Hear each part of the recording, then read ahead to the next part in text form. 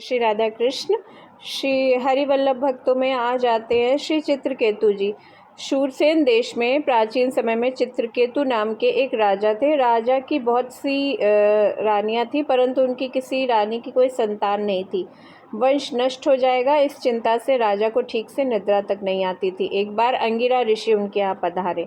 महर्षि तो कृपा करके उन्हें तत्व ज्ञान देने आए थे, किंतु उन्होंने देखा कि मोहवश राजा को पुत्र पाने की प्रबल इच्छा है। तो ऋषि ने सोच लिया कि जब यह पुत्र वियोग से दुखी होगा तभी इसमें वैराग्य होगा और तभी कल्याण के सच्चे मार्ग पर चलने के योग्य होगा। अतः राजा की प्रार्थना पर ऋषि ने त्वष्टा देवता का यज्ञ किया और यज्ञ से बचा अन्न देकर यह कह दिया कि इसको तुम किसी रानी को दे देना। महर्षि ने यह भी कहा कि इससे जो पुत्र होगा वो तुम्हें हर्ष और शोक दोनों देगा, हर्ष भी देगा और शोक भी देगा।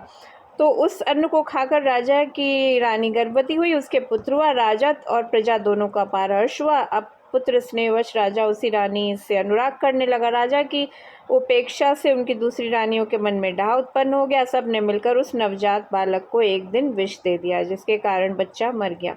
बालक की मृत्यु से शोक के मारे राजा पागल से हो गए। राजा को ऐसी विपत्ति में पड़ा देखकर उसी समय वहां देवर्षि नारद के साथ महर्षि अंगिरा आए।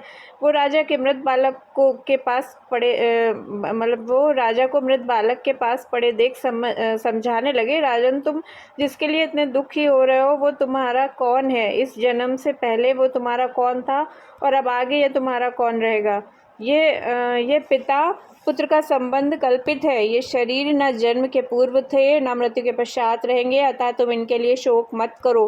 राजा को बोध देने के लिए देवर्षि नारद ने जीव का आह्वान करके बालक को जीवित कर उससे कहा, मतलब जो उसका बालक था उसको वो जो जीव था उसका आह्वान किया कि इनको स्वयं दिखाएं तभी ये मानेंगे।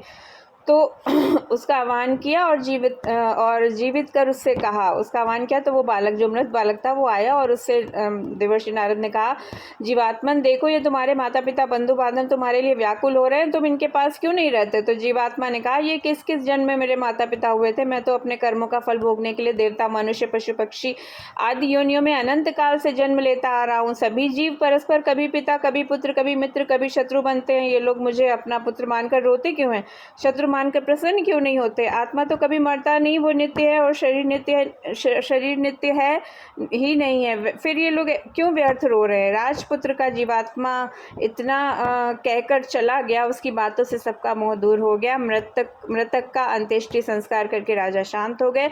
महर्षि अंगिरा और देवर्षि नारद जी से भगवत प्राप्ति का साधन प्राप्त कर भगवान की आराधना करने लगे। कुछ ही समय में विद्याधरों के स्वामी हो गए। विद्या के बल से मनोगति के अनुसार भगवान शेष के समीप पहुंच गए। यहाँ उन्होंने सनत कुमार आदि महर्षियों से सेवित संकर्षण भगवान के दर्शन किए। दयामय भगवान ने चित्रकेतु को परम तत्व का उपदेश दिया।